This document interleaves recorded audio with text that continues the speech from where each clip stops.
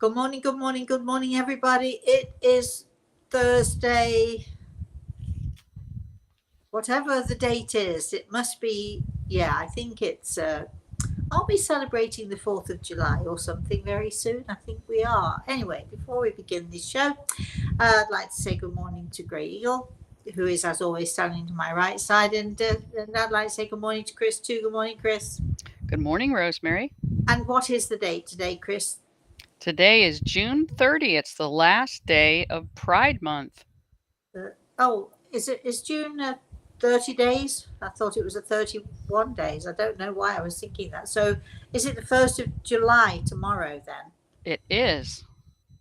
Well, as it is then the last day of Pride Day, I think we should be talking about that. Um, excuse me. And I think we should be talking about pride generally and whether or not we have pride in ourselves. I know that there are so many people uh, who feel that they have nothing to be proud of. I hear people say to me all the time, "And I've done nothing," or I hear people. This is a big one. I hear people saying all the time, um, "I just want to know what my purpose is, Rosemary." And the truth of the matter is that from the moment that we're born, and as we grow, and as we learn, and as we discover, and as our soul becomes sort of more and more out there and aware, and as we become more aware of our own spirituality, or not, because a lot of people don't necessarily become aware of that, but it's so interesting because we are living from the moment we take a breath here on this earth, we are living our purpose.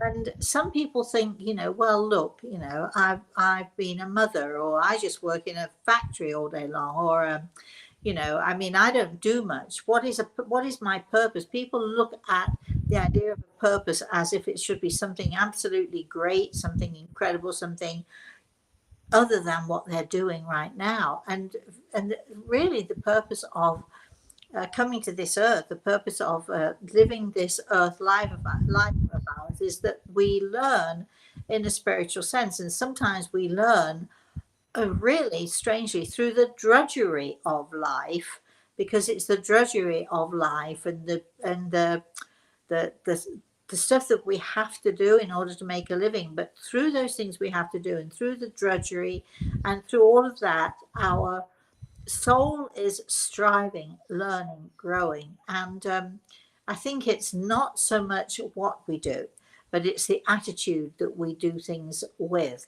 Now, having pride in ourselves. I know that pride, the Pride Month is supposed to be all about people who have perhaps different ideas of living, people who don't live the norm, should I say. That must include me too, because I'm definitely a very weird person. I'm definitely not normal, am I? And I take great pride in that, by the way. But I think that we should all think about what it is that we have to be proud of, what it is that we have done that we are proud of.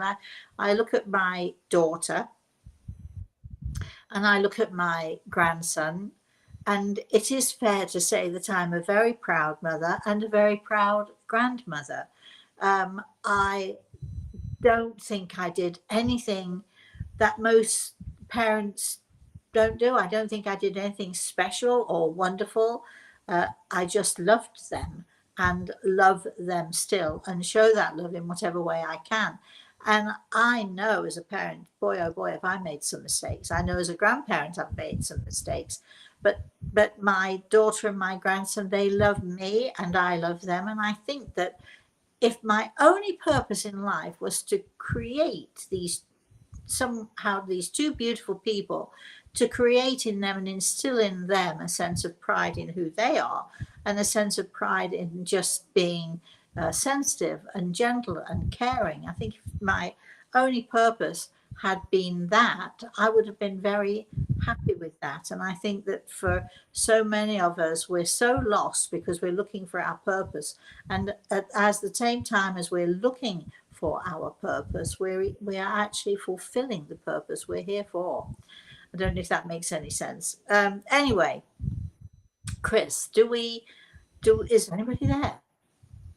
There are people here in the chat room, Rosemary, and they're still logging on. Okay. Um, Mark is saying hello. He's been away for a bit, so he's saying he's missed you. And what did he miss? Lots, Mark. So much. So many things. Jenny's wondering, Rosemary, people who took their own lives, are they okay in the other world?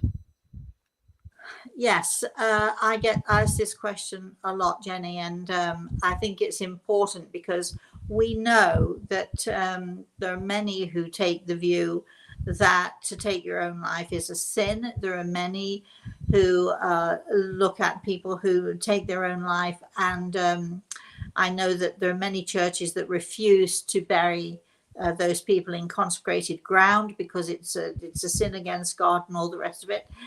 And I feel very, very strongly that that is not the case. Many people think that if someone takes their own life, then they have to.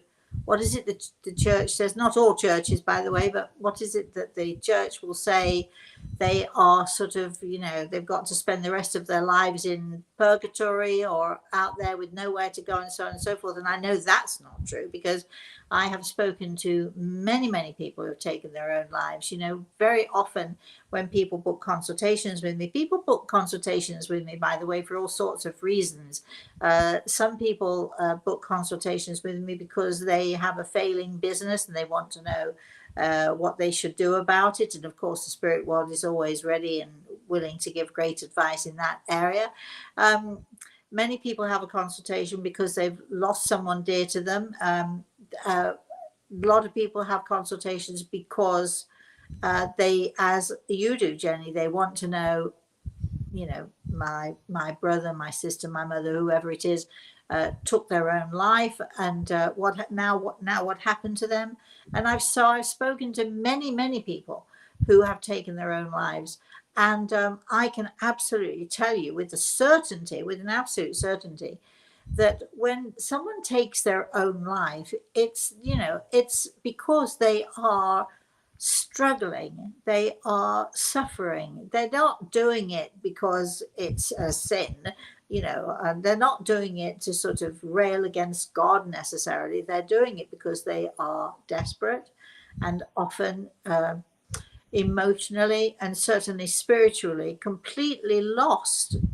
And the idea that that God, certainly my idea of God, is a loving God, a caring God, an open God, a God who will embrace my idea of all of those angels that are out there that I have personally seen and personally spoken to. I know absolutely for a fact that they're not going to turn away someone who's in distress, someone who's struggling. And I know that they have their arms open wide for all of us when we pass, including and especially those who have gone either in some sort of traumatic situation or that they have taken their own lives. So people who take their own lives are certainly not to be condemned in any way, shape, or form. They are to be nurtured and loved and cared for as they indeed are, because our loved ones in the spirit world so often are waiting for them. And I think that the hardest thing for a person who has taken his own life, I think the hardest thing for them is that they then have to look and they see their family, they see the people they've hurt simply by this action. They see the guilt that they leave behind them with their loved ones who are thinking, maybe I didn't do what I was supposed to do. What should I have done? How could I have prevented it? And they have to face the fact that they have left behind them some devastation. And they have to deal with that, as well as whatever the issues were that made them decide to take their own life.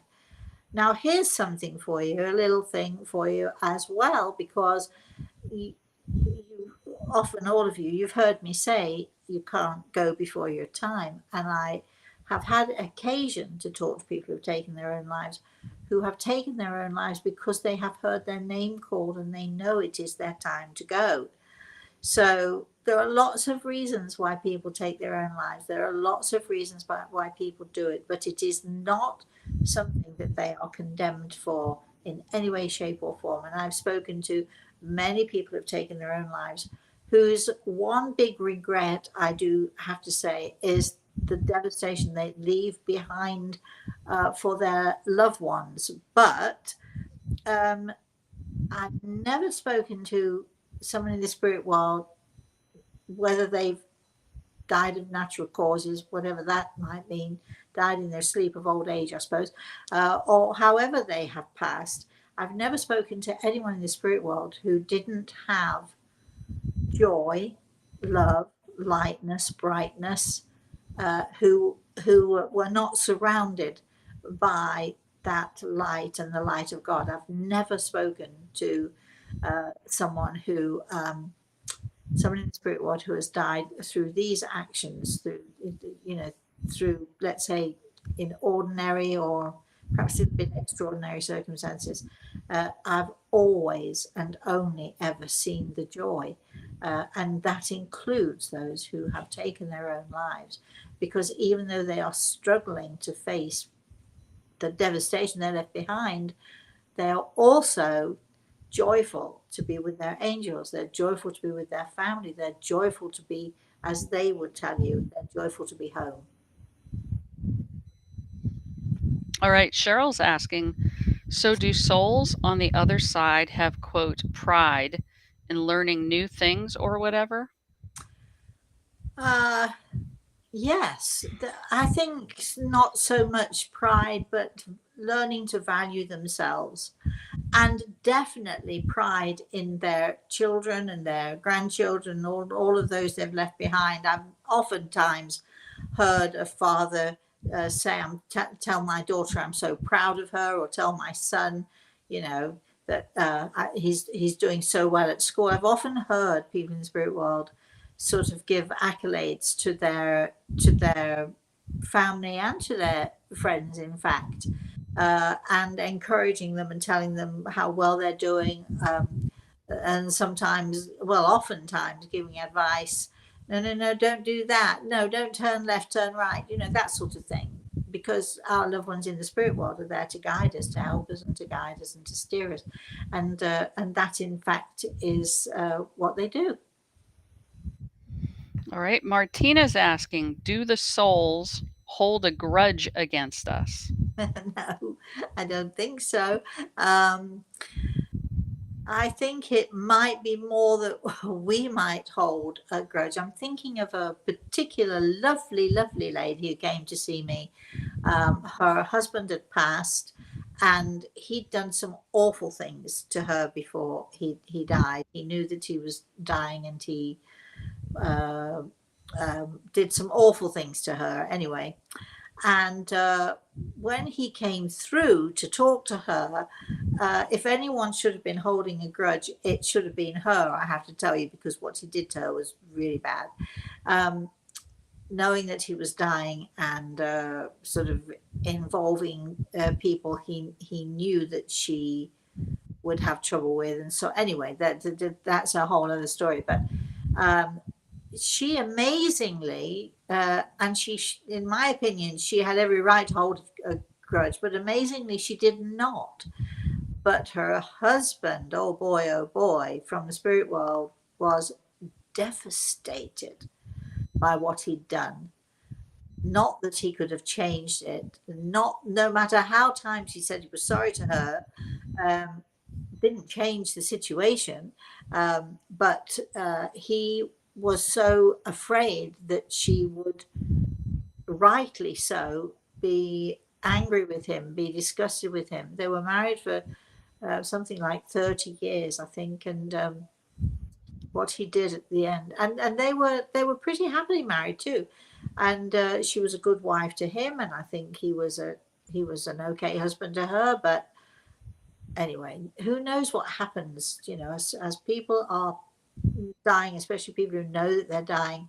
you know, who knows what happens to someone and what they're thinking and how they're feeling and so on. But I think it's not that those in the spirit world hold a grudge against us by any means. I think it's that we, in our humanness and our lack of understanding, we're the ones who tend to hold the grudges.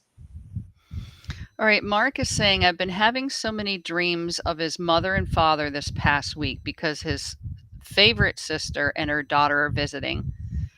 She's my hero, who was a caretaker for my mom and dad and had been unable to ever get away to visit. So he's wondering if Gray Eagle has any messages from his parents as they loved his sister so much. Well, Mark, I think that you're perhaps the one when your sister comes. You're perhaps the one to tell her, you know, that they are there with her, that they love her very much. But she knows this. But I think Gregor has put his hand on my shoulder as I'm talking to you.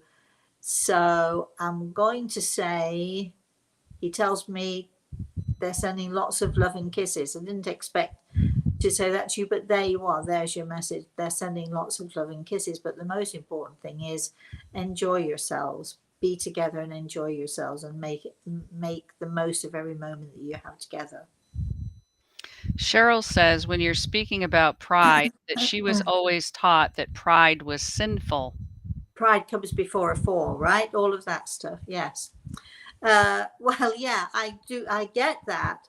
But we're not talking about arrogance here. We're talking about quietly being proud of yourself, quietly being proud. I'm very proud of the mother that I am, even though I know I've got it wrong a few times. But when I look at my daughter and when I look at my grandson, and especially when I listen in, I'm able to sort of stand back and watch the way my daughter is with my grandson, and she's an amazing mother. She's a really amazing mother, and they have such a great relationship, and I'm able to stand back and I'm very proud of her for that. But I'm also a little bit proud of me too, because I'm fully aware that we teach our children not by what we say to them, but by our example. So I like to take a little bit of the credit. No, of course, not all of it, but I do like to take a little bit of the credit, because we're a family who we talk, we discuss things. We don't, we don't, sometimes we fight. Sometimes the discussions aren't always pretty, but we talk things through mostly. And I think that, as mothers and as fathers, we do the very best that we can do. And don't kick yourself if it's not enough. If you did the best that you can do, you should be proud of that fact. Annika says, like you, I am proud of my children and the kind hearted and just nice adults they are today. Yes. Well, but I think that, by our example or despite our example, our children are who they are. But I don't think that pride is a sin unless it becomes, that arrogantly, if you're arrogantly prideful or boastful. So I think that people get muddled up between, simple, quiet acknowledging of you did a good job, being proud of you, being proud of the kids. But I think it's also important, I have this little thing I say to my students, and you have to listen to this very carefully, because I shall say it only once. No, not really. I should say it a few times. But um, I often say to my students, all right, are you ready for this? If you didn't know me and you met me for the first time, would you like me? And I say that to myself. If I didn't know me and I met me for the first time, this is what you need to ask yourselves. If I didn't know me and I met me for the first time, would I like me? Now, I might think, meeting me for the first time, I might think, well, she's all right. She's not the best person I've ever met in the world. but she's okay. She's all right. I quite like her. If I met me for the first time and didn't know me, and I would say, yeah, okay, I quite like me. Could be some improvement there, but I quite like me. And you can do this exercise if you look in the mirror and you say to your mirror image, if you didn't know me, you met me for the first time, what do you think here? Would you like me? And when you can say yes, I'm not the best person necessarily in the world, but I'm an okay person. I'm a truthful person. I'm a kind person. I'm a nice person. I think then you can feel a little pride in that. You can feel grateful for that, and you can feel a little bit of pride for that. And I think it's important that we acknowledge ourselves and that we acknowledge that we are basically good people. Because if we acknowledge that, we can hold our head up, we build up our confidence, we get better and better at the confidence thing. We learn self worth, which is very important. And if you're not proud of yourself, how can you possibly feel worth anything? You've got to feel that little bit of pride in yourself to feel worth something. And I think so many of us go through our lives not feeling worth anything. And our bottom brick exercise shows that absolutely. And if some of you want to go to my website, you can see the bottom brick exercise, and you can see people who have no self worth or a lack of self worth. They have no confidence in themselves. And we try to figure out, how did that happen? How did that come about? And then once we learn, okay, I'm like this because this and this and this, we can start to build on ourselves, and we can start to do things that we like, and we can start to have a little bit more confidence in our own selves and in our own decisions, which we all should be proud of when that happens. Chris. Barbara says, this week I had an amazing dream with my husband Donald. I saw him vividly. I looked into his blue eyes as we swam in a lake. Oh, We no. laughed and I felt joy and love. It seemed so real. Oh, So, was I really with him or was it just a beautiful dream? no. Okay, when you have these dreams, we've talked about this before, but our loved ones in the spirit will often visit with us. Now, this is what happens. I'm going to try and describe to you what happens. Okay, when we are in our sleep state, that really, really relaxed, nice, easy sleep state that we're in, when we're in that wonderful sleep state, this is when our spirit, our soul, using the etheric body, which is the spirit body, using that etheric body, we're able to move out of our body and sort of go to that amazing place of, let's call it, for now, let's call it that amazing place of our higher self. Okay, so we're able to sort of drift out because nothing's holding us, nothing's stopping us. There are no barriers because we're sort of so nicely relaxed and so easy. At the same time that we are doing this, our loved ones are coming in to meet us. So there's this joining, this connecting of their energy and our energy, and where we can be together and join together.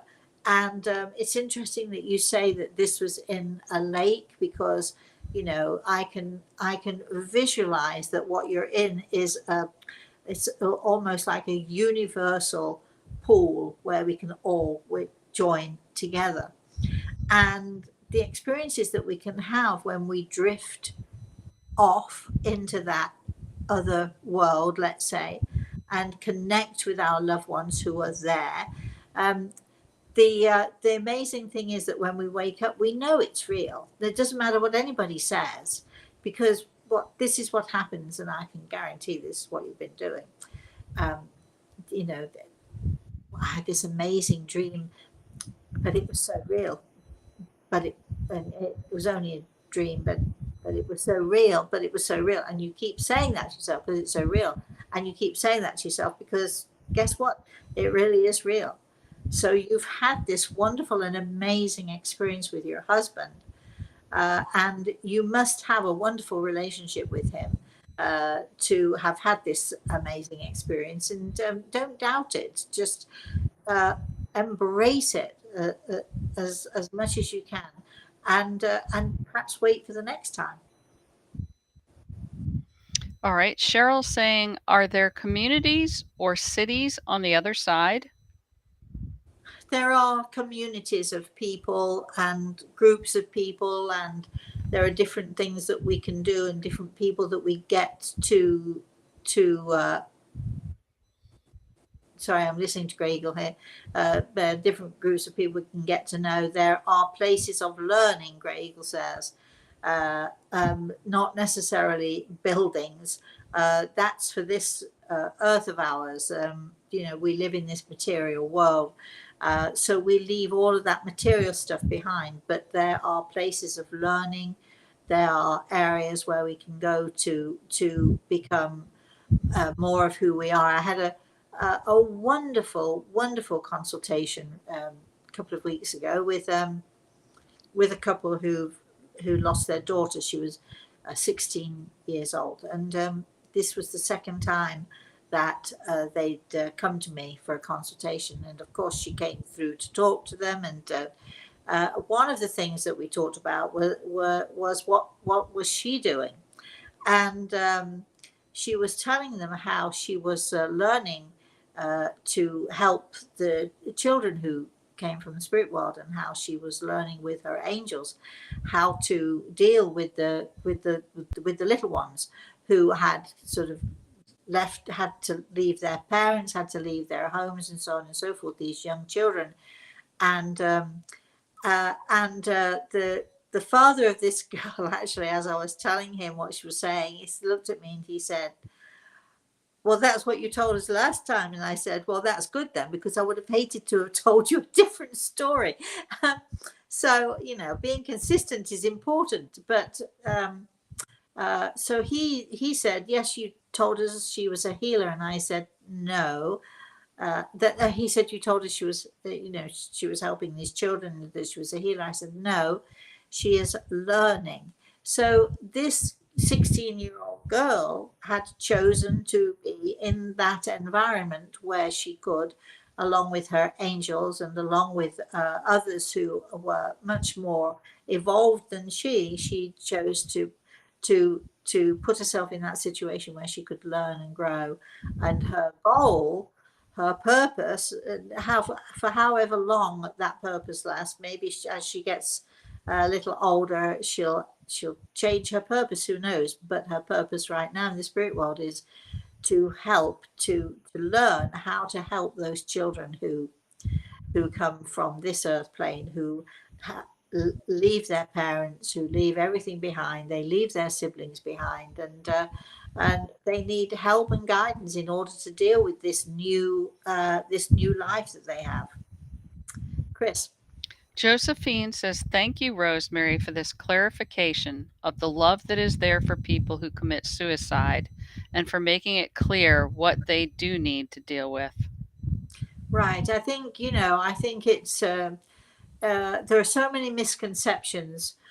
So many people, I've heard so many people have come to me and they've said, oh, I was told this, or I was told that. And I'm thinking, who who who have they been listening to? And in fact, I think even on this show a couple of weeks ago, somebody said, one of you wrote in, I read this and this happened, and I'm a little puzzled. I'm thinking, who is it that wrote this, and why are you believing this? Because some of the things that are talked about that happen in the spirit world and that happen with all of us, they're so outlandish and so ridiculous. And so my advice always to all of you is listen, learn, read whatever you want to read, but keep your feet on the ground. Use some common sense. That's my premise. I'm a common sense kind of a person. So keep your feet on the ground. And Greg is saying to me to tell you all, if in doubt, don't. If in doubt, don't believe. If in doubt, don't take an action. If in doubt, hold on, hold off, take a pause. If in doubt, don't. Chris.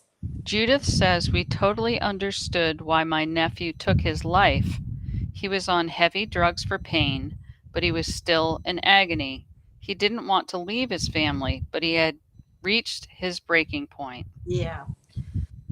And that's such a sad thing, and that happens so often. And how anyone with any kind of a heart or any kind of spiritual sense of themselves or others can say that what he did was a sin is beyond me. I mean, of course, I'm not encouraging people to take their own lives. I'm not encouraging people to you know uh, to not think of the consequences, because in taking your own life there are consequences, and what you have to deal with is probably worse than you'd have to deal with here. But I do understand why. I do understand why it happens. Lorraine says my daughter's former fiance from 11 years ago committed suicide 2 years ago and had come recently into her dream and told her he is okay and put Oh, his arm around her.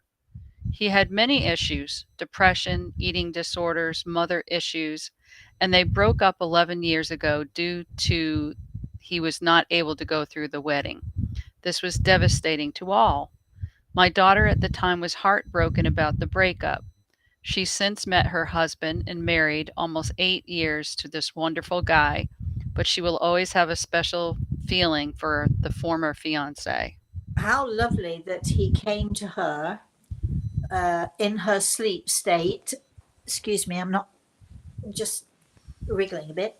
How lovely that he came to her in her sleep state, not in a dream, but as I've just experienced, I've just explained to you all.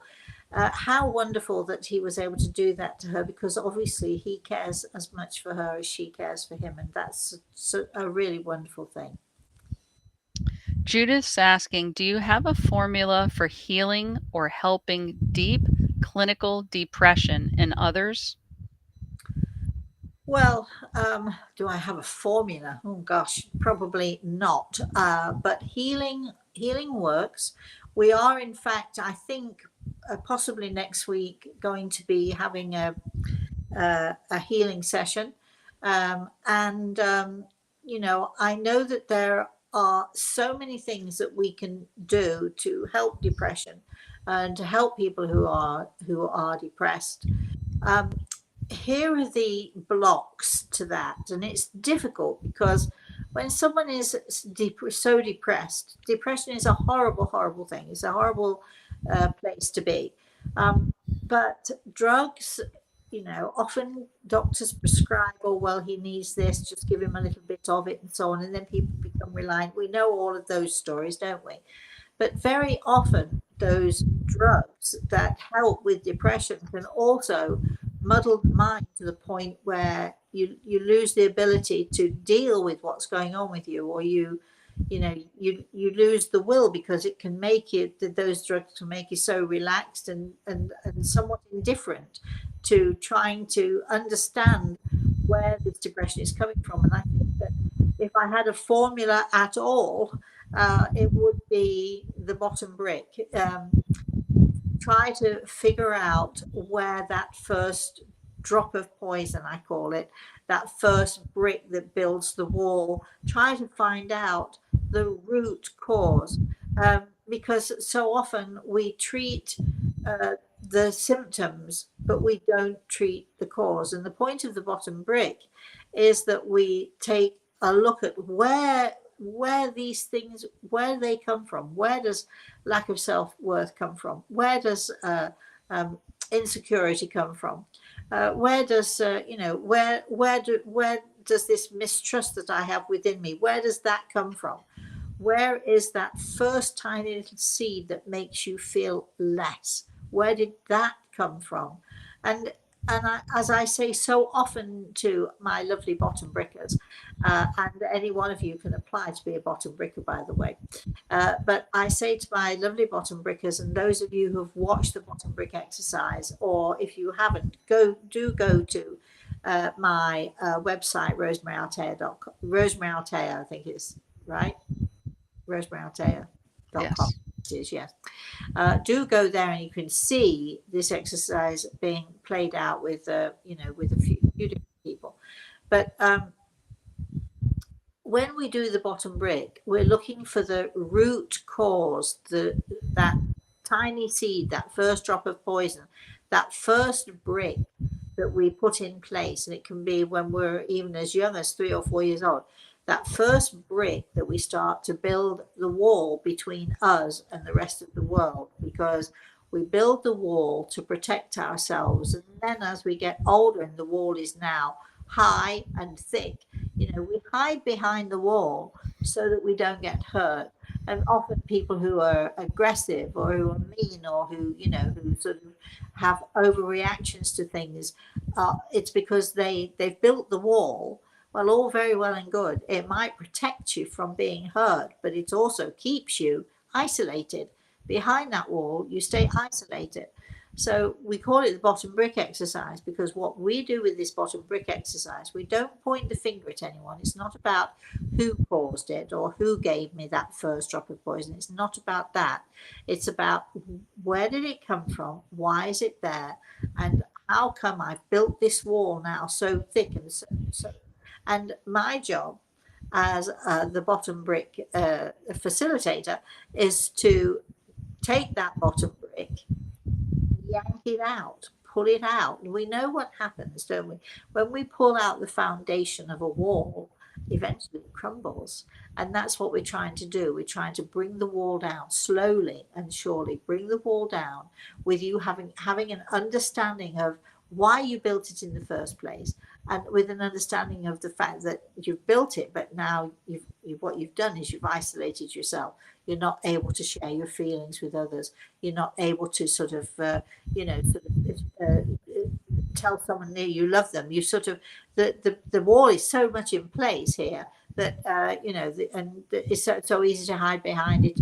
Very often it becomes a habit and we don't even realize that we're hiding behind it. But then people say to you, you never talk to me, you never say what you're thinking, you never say what you're feeling. That's because you're hiding behind the wall. Somehow or another, you've built that wall between you and whoever it is who might be causing you issues or problems, because it's learned behavior. You've learned to do it.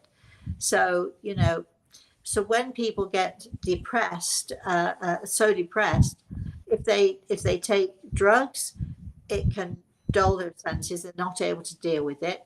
But at the same time, sometimes they might need something to take, something that enables them to be strong enough to be able to deal with what they. It's sort of, which came first, the chicken or the egg? You're sort of going around chasing your tail.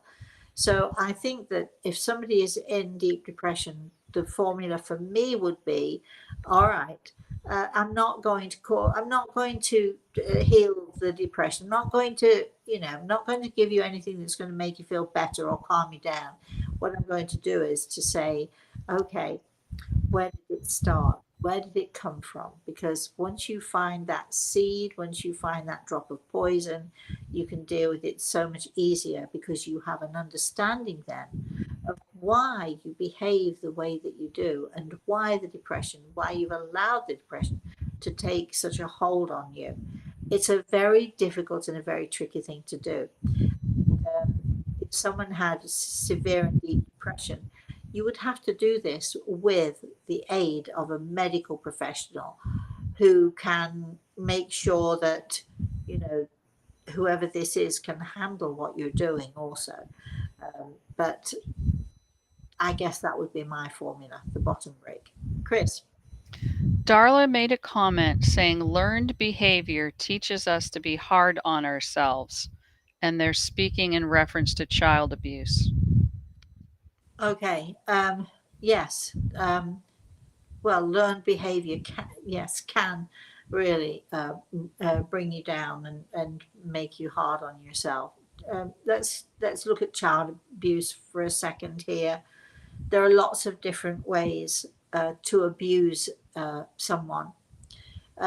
When we think about child abuse, we think of physical child abuse, but actually there are many more ways to abuse a child, to belittle, to make the child feel less than, to always isolate the child. If there are a group of children in a family, let's say there are three or four or maybe more siblings in a family, that kid who is the one to be abused is the one who is left out of things, who is always isolated, and the other kids teach the parents teach the other kids to isolate that one child.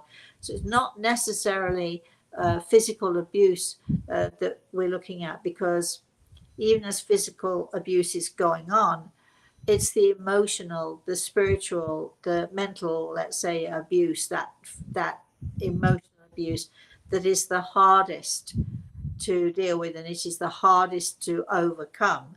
We can overcome the physical, but the emotional, and the emotional impact that it has on children, the emotional impact that it has as those children grow and grow up and grow older, is tremendous. And so, again, if we were doing a bottom brick exercise, we'd go to the root, to the cause of the problem, and then slowly and surely change that mental um, process of thinking and dealing with what, as children, we didn't know how to deal with. Cheryl's asking, do people who lived in a certain time, like the Romans or Middle Ages, stay in the mindset on the other side, or do they advance in time? Well, I think we all have choices, um, but I would say that it's most likely that we know this much. No matter how much knowledge you have of the spirit world, no matter how much knowledge you have of the spirit, no matter how much knowledge you have of the soul, it's only that much compared to that much. But people do learn, they do grow, and they move on, and they experience new things and so on. So it's up to each individual as to how fast they learn, how much they want to learn, how much time and effort they're going to put into learning, into the learning process, and also what it is that they want from it now. Nancy's saying, when people leave their body, do they have more knowledge to share with us than they could when they were present in their body? If so, what kind of knowledge do they have when they are in the spirit? Okay, this is tricky. This is a tricky one, because again, we're talking. You're talking generally when people leave their body, rather than this person may leave his body and travel and be experiencing that and being aware of that. But will it make him wiser? Not necessarily. It depends on the person. Will they learn from that? No, not necessarily. It depends on the person.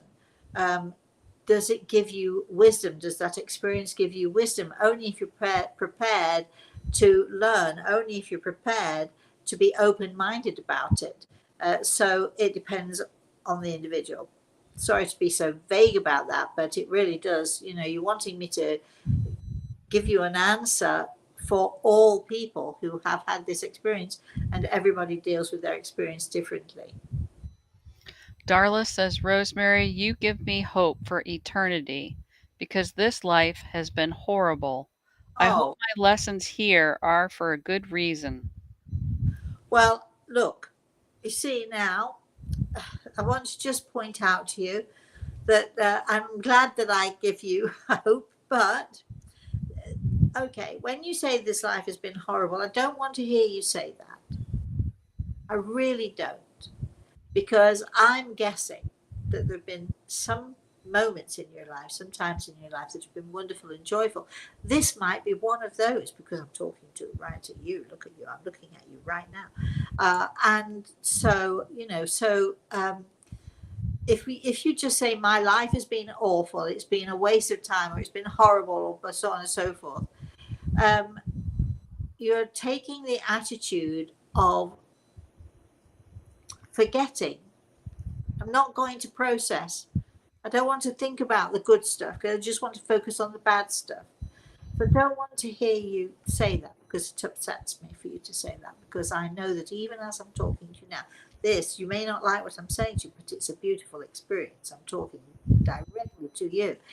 And in our lives, all of us, for all of us, and let's face it, there are people in India and around the world who are starving, who are beaten, who are bullied, who are. So when you say my life has been awful, what are you comparing it to?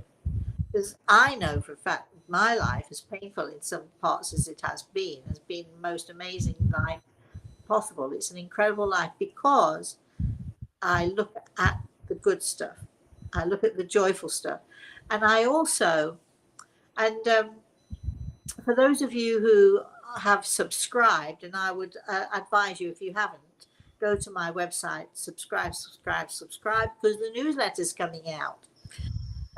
On the first of every month, we send out a newsletter, and the newsletter this month absolutely talks about reflection. It talks about us going within and how we can reflect. And when we reflect, when we look back on things, of course, there are painful things. Of course, we're going to cry. Of course, we're going to be tears and pain and heartache. Of course.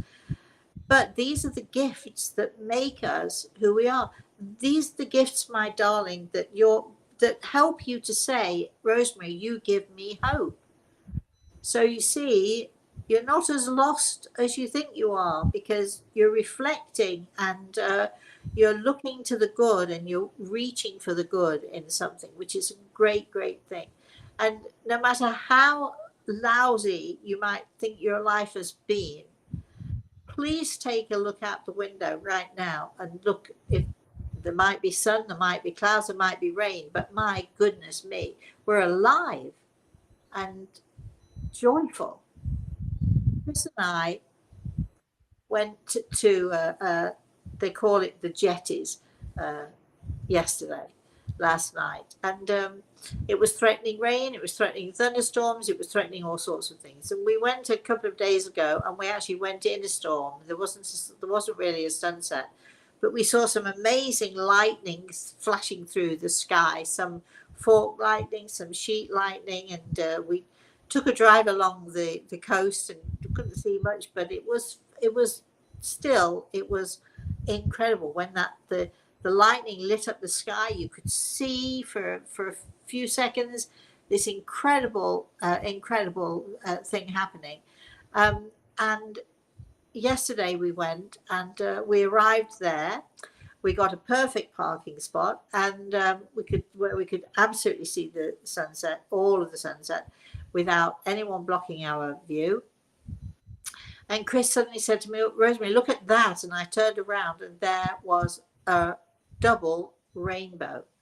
It was incredible. It was beautiful. The colors.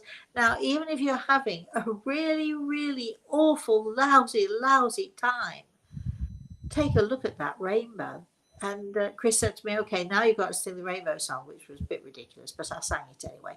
But how can you think that you've had a lousy life when you have the opportunity to experience throughout your life all of these wonderful, remarkable, incredible things? So we have to take the beauty and we take the pain.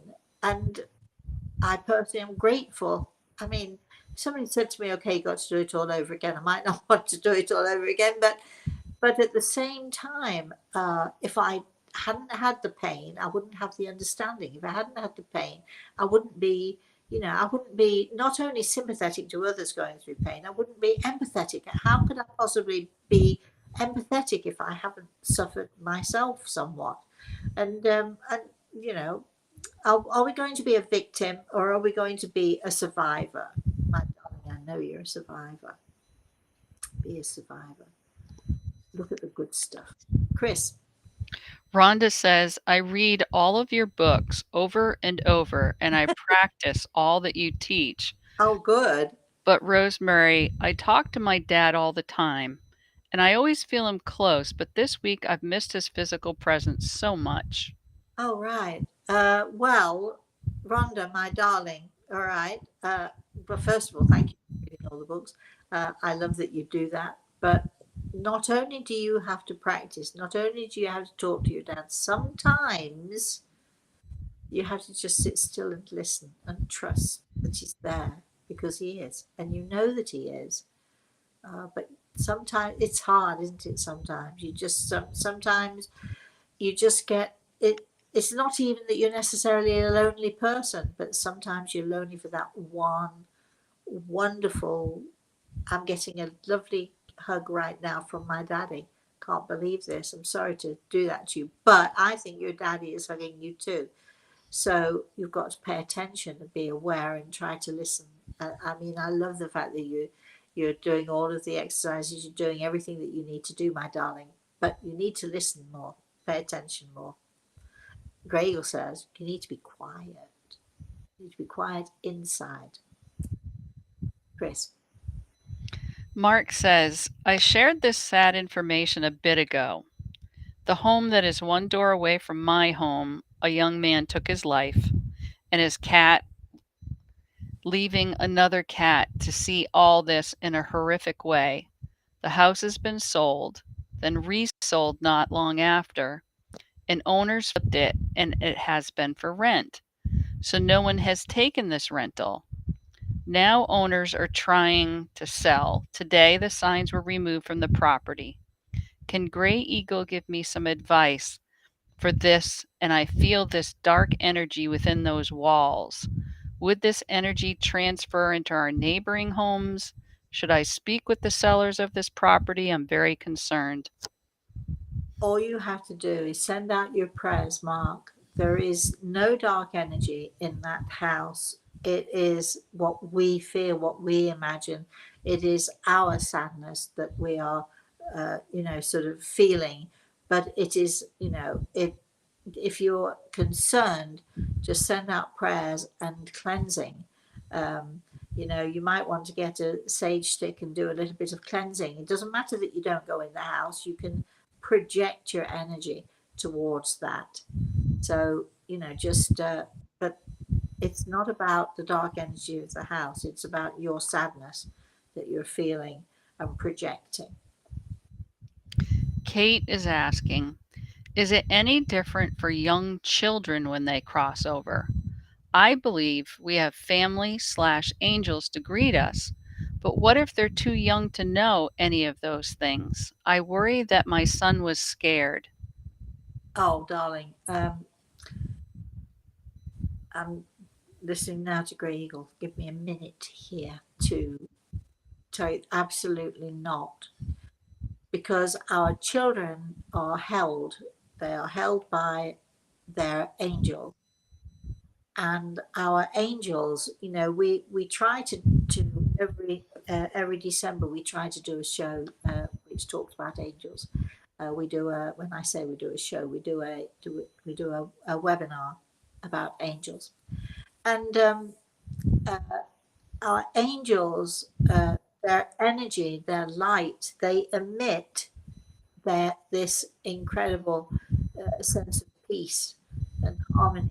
And this is what your son would have been feeling, being held by his angels. He would have felt absolutely and perfectly safe. So I don't want you to, please don't worry about whether he was afraid or not. And I told a story earlier about this lovely 16-year-old who is helping the angels with children, and there are so many in the spirit world who will help our children and be with our children, be with those children who pass into the spirit world, working with their angels, working with the angels of these children to give them safe passage and to make them feel whole and to make them feel at peace. So um, I'm saying please don't worry, and I know you're going to worry because you're a mummy, aren't you? But try not to worry too much, my darling. He's safe. Chris. All right, Dawn is saying some mediums say we all become one when we die, yet Okay. others say we will say we will reunite with our loved ones again. What is your take? What is your belief? I can't talk to about other mediums and what other mediums say or don't say. I mean, and how good are they? Or I mean, some might be wonderful and some might not. Everybody has their own ideas. Here is my take. I've been doing this for an awfully long time, at least 200 years.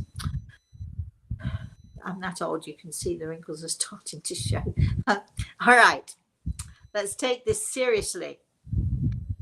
When we pass into the spirit world, as our uh, soul leaves our body, um, we are held by our angels. Now, I've seen this more times than I can recall, probably thousands of times. We are lifted, we are guided, we are carried by our angels. And there is this feeling, as I've just described with this little boy, there's a feeling of being safe, being held, being warm, uh, so that all fear is, I won't say completely taken away because some people are still fearful, but lessened. So this fear, this this new experience is made to be as clear and beautiful and incredible as it can be. When we come into this life, we are born into this life. Very few of us ever remember the pain and the struggle that we have in the womb or the struggle to get out of the womb. And by the same token, we are having this, what we call a rebirth. But in my experience as a medium and having seen this more times, if I said thousands of times, maybe it's more than that. I don't know. A lot. I've seen it a lot. I've witnessed it. I've been present. And if I haven't been present in that moment, many of you have heard, and those of you have read my books will know I have this ability, and I don't know anyone else, any other medium. I've never heard any other medium write about this or talk about this. But it is possible for me, and I can only speak of me, to literally, and I use the phrase going down and back and through the hole, which just carries me back and takes me back to wherever I need to be to see or to be aware or to witness when someone is passing or to witness anything at all, actually. But I have never, ever witnessed anyone passing who didn't have their angels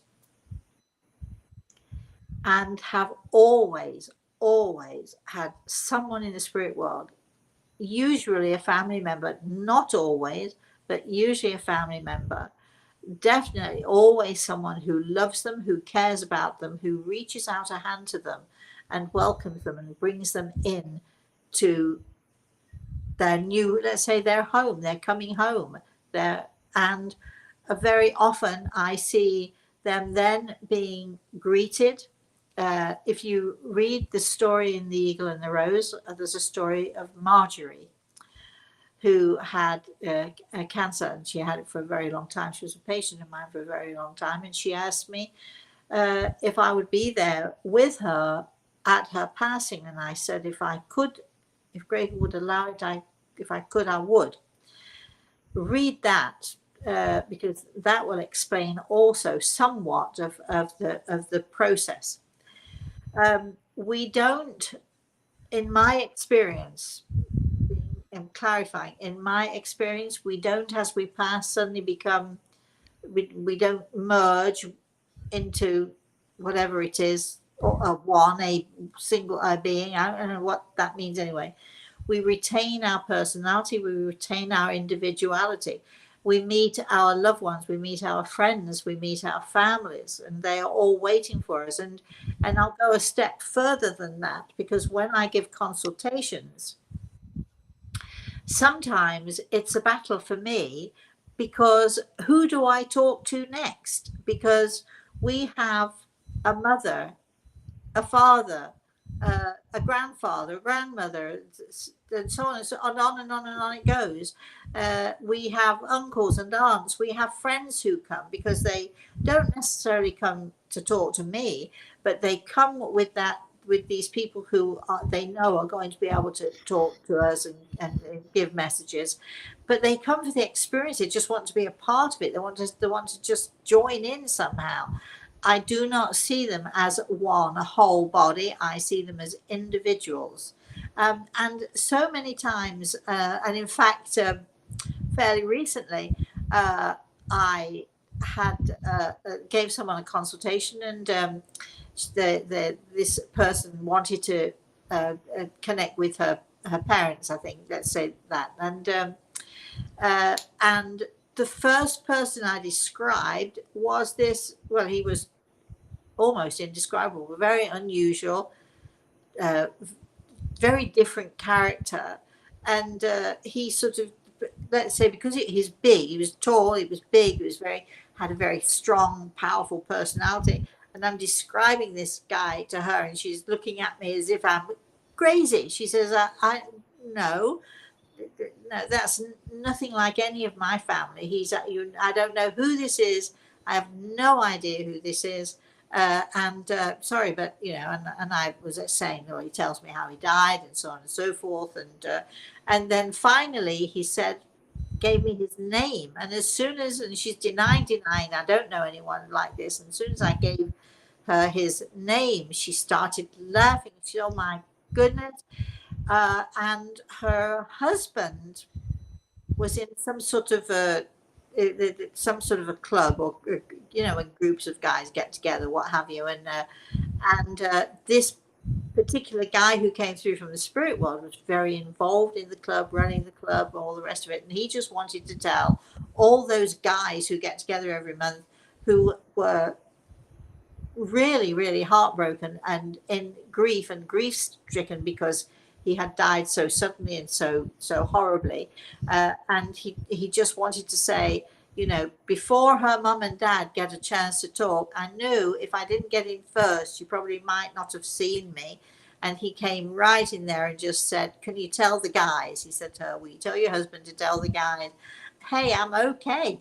And he had a few more things to say too. So you don't always when you come for a consultation, don't always get the person you expect.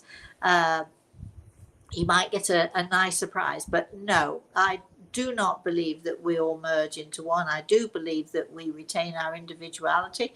For how long, I don't know, because as I've said, the process is beyond our understanding. We're just little children here, sort of, learning slowly as we go along. And we wouldn't possibly understand the higher level of things, even if it was given to us, even if it was explained to us, we couldn't possibly understand it because we don't have the knowledge or the learning yet to understand those things. Chris, how are we doing? So, Rosemary, we're at time, so I'll give one last question. And this is from Michael. Good morning, Rosemary. Is it still possible to purchase the tickets for Connecticut? Yes, absolutely. Oh my goodness, yes, yes. Before we disappear, yes, we have the dates set now for Connecticut. You need to, going to be a smaller event, so you need to get going on that. Did you just put up the link, Chris? I did. You need to get going on it, absolutely. And, we're going to have a lot of fun. It's a Saturday morning. I'm going to be bringing my daughter and my grandson with me. So those of you who join me will be able to meet Reese. That'll be exciting for you. And he's never seen me working before. He's seen me on television and stuff like that, and these kinds of shows, but he's never actually seen me in an audience, working with an audience of people. So I'm really excited, really looking forward to that. So Chris has just put up the link. If you want to know how to get those tickets, you can't get them through us because we're not doing it, but we'll put up the link, and I'm sure the link will be on the website, which is rosemaryaltea.com. And I know that for those of you subscribe, because the newsletter will be coming out tomorrow. Chris, is it? Yes. So if you subscribe now today, you'll get the newsletter tomorrow, and I know that there'll be information in there. We're not only doing something in Connecticut, but I'm going there personally, and I'm told it's where I'm going to is about a 45-minute drive from New York City. So come on, everybody, get going. This is an opportunity. Live, Rosemary Altea live. Yes, there you go.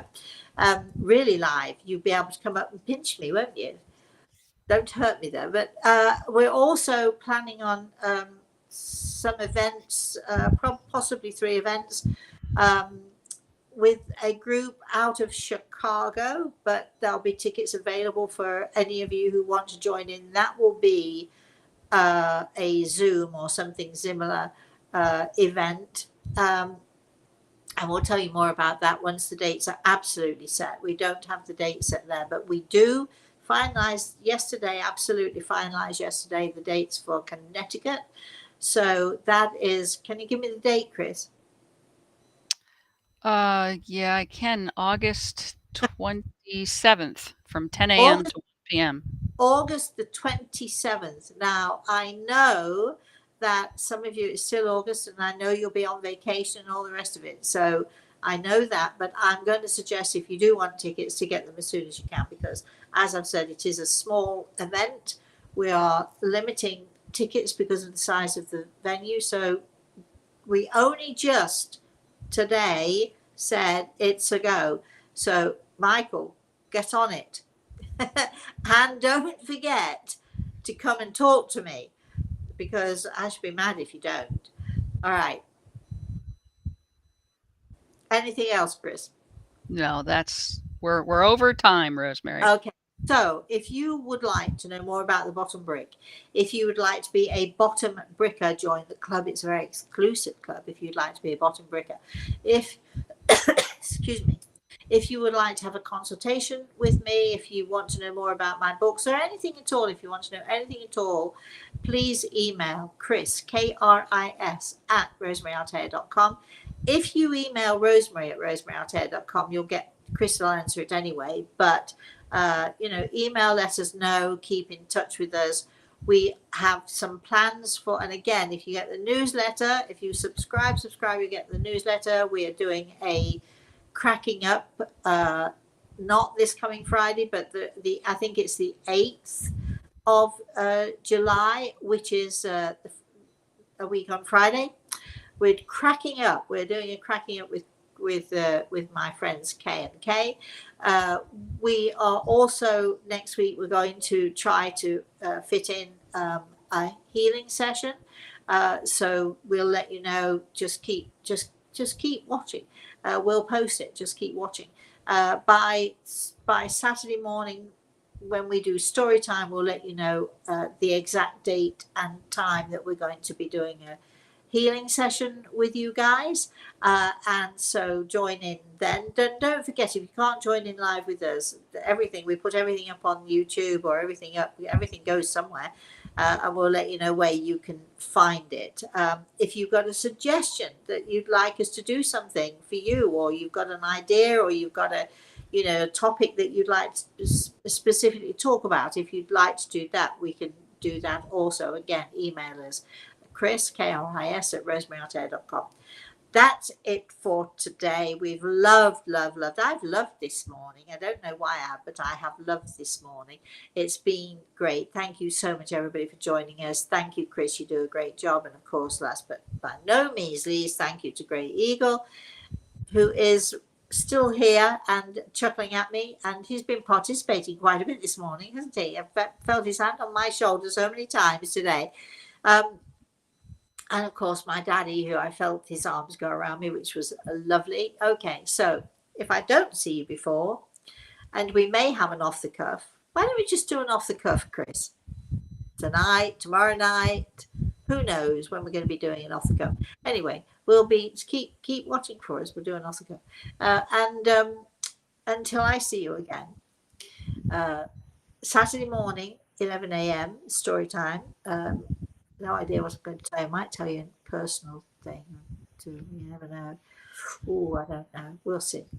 Uh, until I see you again, everybody, please have a very blessed rest of the day and have a very blessed weekend, everybody. Bye bye.